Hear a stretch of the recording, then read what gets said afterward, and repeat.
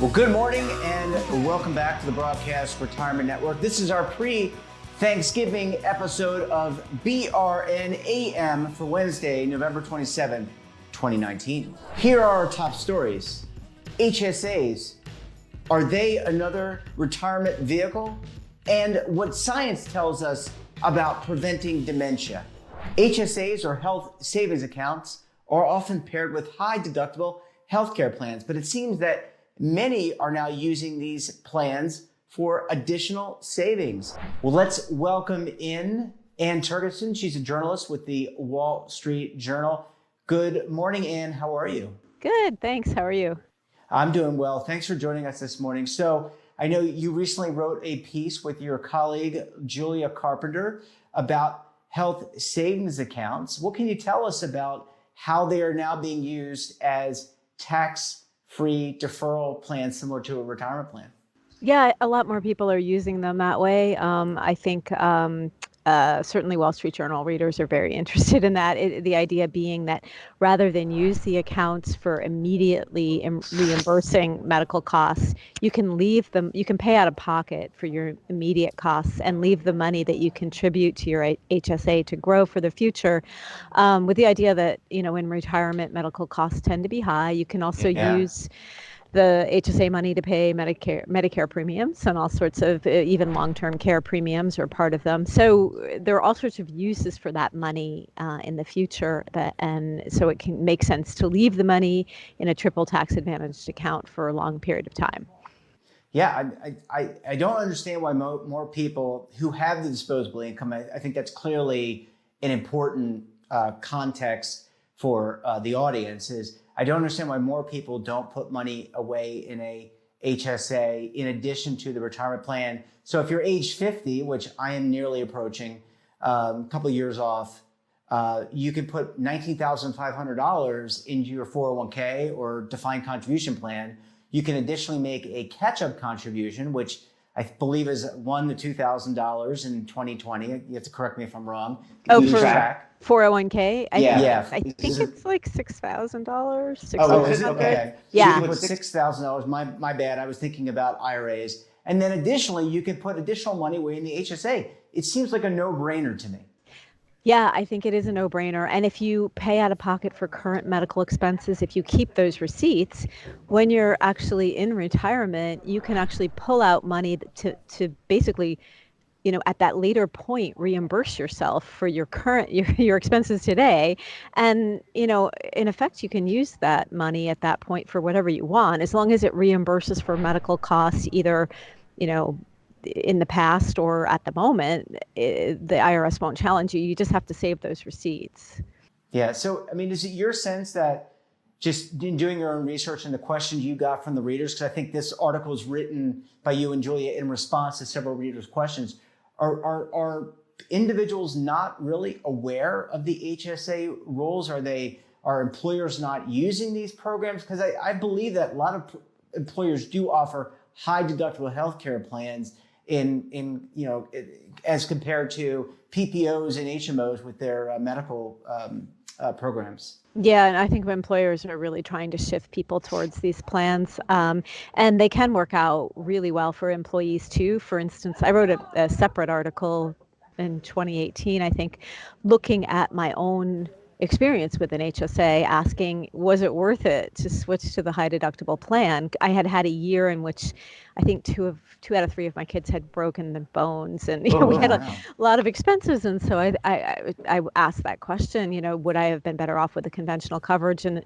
for a variety of reasons, the HSA was better even under those conditions. So I think, you know, employers are really trying to shift employees to these plans. Depending on the incentives that employers offer, they can actually be very attractive for employees too. So no, I think this is very much the wave of the future. But as with anything related to tax advantaged accounts, there are rules, and, you know, clearly people they have a lot of questions because we got a lot of them. Yeah, and I can understand that. I mean, I think just to break it down for the audience, Oftentimes you can have a 401k provider that does offer HSA administration, but also there are separate third parties that do the administration. There typically is some fees associated with it. So there would be like an annual fee or a quarterly fee for administration. That's typical. And then in terms of the underlying investments, I know with my own HSA, I can invest in an underlying target date fund, which is very similar to where I would be in a 401k plan or my retirement plan. Yeah, exactly. I mean, it just depends. I think a lot of people still use these accounts very much as like cash reimbursement. I go to the doctor and rather than write a check or do whatever, you use the card tied to this account and you take the money out of the account. But if you don't do that, then these accounts can be much more powerful, like for saving for the future. Yeah, and they're very different. I didn't mean to cut you off, but they're very different than a flexible spending account, which you fund and then it goes away if you don't use it. I mean, this is something that you hold, it's yours, it doesn't go away. You can fund it with contributions. Oftentimes, Ann, I think you know this because you've covered it, an employer will match whatever contributions that the employee makes. So that's another benefit. And I guess they do that, Ann, as a incentive to incentivize people to move over. Hey, if you put in 600, we'll put in 600 kind of thing. Right. Or in my case, they just seed the account with $1,000 at the beginning of the year, right. and that they won't match, but it is a nice incentive. And to your point earlier, so the people who don't really use this as a cash reimbursement account, they optimally, if you're thinking about leaving this money for 5, 10, 15, 20 years, whatever, longer, you should be investing it in the stock market. And to your point about target date funds, that can make a lot of sense. Yep. And you referenced earlier in your conversations, and I know you've written pieces on this, the cost of healthcare today, by all accounts, for a couple in retirement, age 65 and older, is somewhere north of $300,000. I can only imagine based on what, and I know you do a lot more research with your colleagues at the Journal on this as well as retirement, but, the cost is only going to go up. I don't see these costs going down. And so you can expect that over time, the cost will go up. So it makes sense to, in a way, invest so that you have this money growing over a period of time so that when you get to age 65, you've got more money set aside for these very important costs. Yeah, no, it does. It definitely makes sense. And like I said, if you pay out of pocket with after-tax money for your current medical expenses, save the receipts. And then in the future, if you're looking at a situation where you're in retirement and you're pulling money out of a tax-deferred account and you're, sort of hoping to stay within a lower tax bracket in order to manage that tax bracket exposure or potential exposure to Medicare surcharges, you might be able to pull money tax-free from your HSA to fund your living expenses because you have receipts from past expenses to match against those withdrawals. So it can be really an effective way to manage your taxes in retirement too.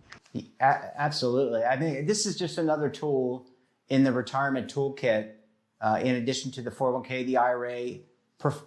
If you have a pension, that's even great, an annuity. All these things are things that you need to be thinking about. And I would imagine, Ann, and I don't know the gist of the questions you receive, but these are things that you could talk over with a financial advisor, or if you are using a robo-advisor as an example, you can pull in this data so it's not something that just sits out there, that you actually can scrape from the HSA website. I don't know. I flew this week, so I probably was thinking about that. But the HSA website, so you can kind of bring it all together. My point is that it's another tool, and that financial advisors who you work with, whether it's robo or human, can certainly consult and give you information about and help advise you. Yeah. I mean, it's important to sort of optimize your total portfolio, and this being part of it, especially this being a very tax advantaged part of it, I think it's important to take into consideration. Just don't automatically just leave it in cash. Think about your time horizon and what you want to do, what you're hoping to do with the money.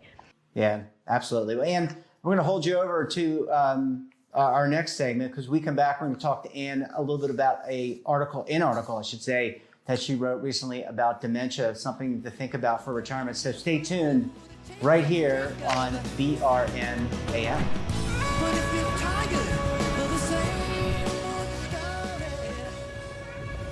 Imagine a new television network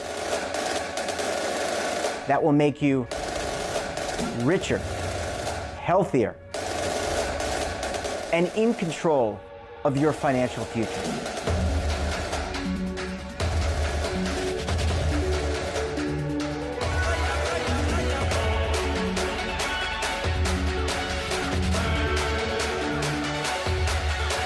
This network is for the policewoman in Nashville, Tennessee, the baker in Dubuque, Iowa, the teacher in Lexington, Kentucky.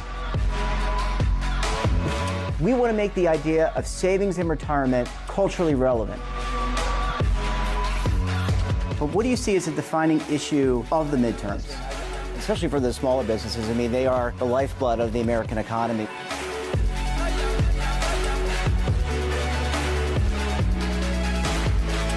Featuring exclusive interviews, current affairs, and docuseries.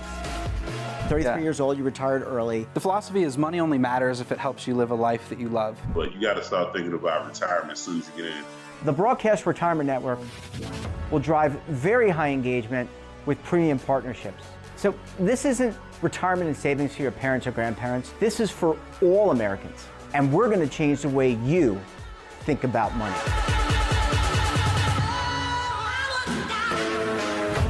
Welcome to the next frontier of retirement and savings. This is BRN, the Broadcast Retirement Network. Welcome back, and we're talking to Ann Tergeson of the Wall Street Journal, who recently wrote a piece about the science of preventing dementia. Ann, thanks so much for sticking around this morning. Oh, you're welcome. You recently, so we talked about HSA's healthcare costs going through the roof, $300,000, as we mentioned in the last segment. HSAs might be an important vehicle to think about, at least for setting aside some additional monies for those costs. You recently also wrote a piece about dementia and Alzheimer's, very sad disease inflicting many Americans, many people around the world, actually. What can you tell us about this horrible disease? Well, the sort of the gist of the article is that a lot of people, they feel powerless to do anything about this. They feel like, well, like you and I were discussing, both of our grandfathers had Alzheimer's. So you feel a little bit like, well, maybe this is just a freight train that's going to come at me, when I get to be that age. And and there's nothing I can do, genetics or destiny, that kind of thing.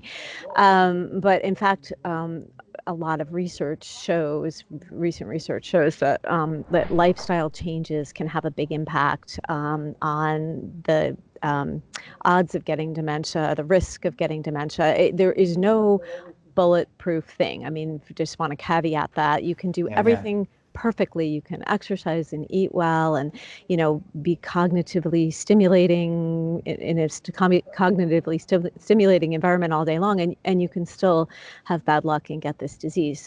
But what a lot of academics or scientists have been studying the impacts of different lifestyle changes on the risk of getting dementia or Alzheimer's. And they're finding that things like exercise and a good diet and cognitive stimulation can play a role in helping people to live longer without the disease. Has there been a lot of work done? So, I mean, I think those are all great. And I always use the case, you remember George Burns, the very funny actor, comedian. He smoked a cigar and didn't develop and live to in his hundreds. So it's just, as you said, it's a lot of it's genetic predispositions. It doesn't mean that you don't want to take the right steps to live an active, healthy life, and including exercise. How about medications? And let me back up for a second. I love that you typically do a lot of retirement reporting. But what I love about what you and the Journal are doing here is that you're kind of tying in healthcare and all these other facets, which are part of retirement. I mean, you're going to face disease. You're going to face things that break down. The plumbing that gets backed up, right? That's what I love, and I think that's the great thing about the angle that you and the Journal are taking here. Oh, well, thank you. I think to me, it's really interesting just to be able to explore various aspects of aging. A couple years ago, I wrote an article on everybody thinks that getting old is a story, a very depressing story. People get depressed, they get, kind of irascible, they unpredictable, whatever. But in fact, if you look at the psychological studies, the findings are that, for a lot of people, they actually get happier as they get older. So I find this stuff kind of fascinating. Yeah, I mean, look, I mean, retirement isn't just a narrow band that I think we've typically stayed in, which is contribute to your 401k. There's a lot of different facets of it, and that's why we have this program. That's why you do what you do, and I know you're really passionate about it. But back to this horrendous disease, are there advances in terms of medication and some of the diagnoses tools and things that you saw in terms of writing the article that give us at least a glimmer of hope that scientists are uncovering ways to at least understand how it begins and ways to prevent it? Yeah, well, the thing about medication is that I can't remember how many years it's been, but it's been several years since the FDA has approved new medications for treatment of Alzheimer's or dementia. And I think there's been a lot of disappointment in the field in terms of what's been happening on the pharmaceutical end. And so I think that has actually kind of focused people on these lifestyle interventions and how they really can make a difference. And in particular, there was a very recent study that actually it involves medication, but it's blood pressure medication. And so scientists are noticing much more that they look at these big general population studies over time, and they notice that the rates of dementia among older Americans have been going down. And that's been true in several other advanced Western countries as well. And one, pretty prevalent theory there is that, rising education rates make a difference, but also better control of blood pressure. And so there was a recent study that set about to look at the impact using one of these groups where they take a group of people and they send half of them, to take blood pressure medication that targets a very low level, like 120, and another one in a group with a higher takes medication that targets a higher level. And what they found is that the people who targeted the lower blood pressure level had lower rates of dementia. So they're really finding that medication can make a difference. It's just not necessarily the medication that is specifically designed to address Alzheimer's. In that respect, I think there's been a lot of disappointment. So yeah, but maybe this is indicative that maybe people just need to meditate a little bit more to bring down those blood pressures. Have control, as we always say, control what you can control. You can control what you eat. You can control if you take a walk every day. I know my mom takes a walk every day or tries to, even with the cold weather. You can eat a healthy diet. Go see your doctor. And I wonder how many. Neither of us are doctors, of course, but I wonder how many dementia. The increase of dementia diagnoses and Alzheimer's are due, in fact, that we're just living longer. The mortality of Americans and those of us around the globe is going up. And I wonder does that just give more opportunity and to being diagnosed with this horrible, dreaded disease? Yeah, the rates of diagnosis expand astronomically across the lifespan. So I can't remember the exact statistics, but for people in their 60s, the rates are fairly low. I mean, I think they're well below 5%, but as you go up in 5-year increments, they start to, roughly double. I can't remember the exact number, so please don't quote me, but they do escalate sharply, and definitely, longevity is a factor. I mean, we have an aging society too. So in terms of the numbers of people who are over age 60, we're seeing big increases. So the numbers of people, of Americans and people worldwide who are going to get this disease is going to go up significantly. But if you look at the rate of people who are getting it as a percentage of the number of people who are in that age group, the rates are going down, which is great. That's very hopeful. And I think people are, despite the fact that Americans we love our junk food, but at the same time, I think overall there is more health consciousness, and so hopefully people taking better care of themselves, they have better heart health, better cardiovascular health, that leads to better brain health. Yeah, I love that we ended the segment on a very positive note. And tomorrow, Thanksgiving, and I wanted to wish you, your family, and those of your colleagues at the Wall Street Journal a very happy Thanksgiving. Any big plans for you with family? No, my husband's cooking, but I get to run around and sort of transport everybody. I'm the chauffeur. Okay. And do you have a favorite Thanksgiving food? A favorite Thanksgiving what? Thanksgiving food. Oh, pumpkin pie, I guess. That sounds good. That sounds good. Ann Turgeson from the Wall Street Journal, always astute and always on top of the issues related to retirement. Great to see you. Happy Thanksgiving, and we will talk with you again very soon. Sounds good. Thanks very much. And that wraps up this episode of BRN AM. Hope you found it helpful and enjoyable at the same time. Hey, have a financial topic or someone of interest that you think we should interview? Drop us a line. And don't forget, for all the news in retirement markets, technology, personal finance, and more, check out today's edition of The Morning Pulse. So tomorrow, it's Thanksgiving. I want to wish you and your family all the best on this great holiday. And we're going to take a little bit of a break on Friday, but that doesn't mean that we don't have great content. We'll be running a show from a previous episode, but we'll be right back once again on Saturday for BRN Weekly. So until then, I'm Jeff Snyder. Keep on saving, and don't forget, roll with the changes. Waiting here for you to take and drink of. But if you're tired of the same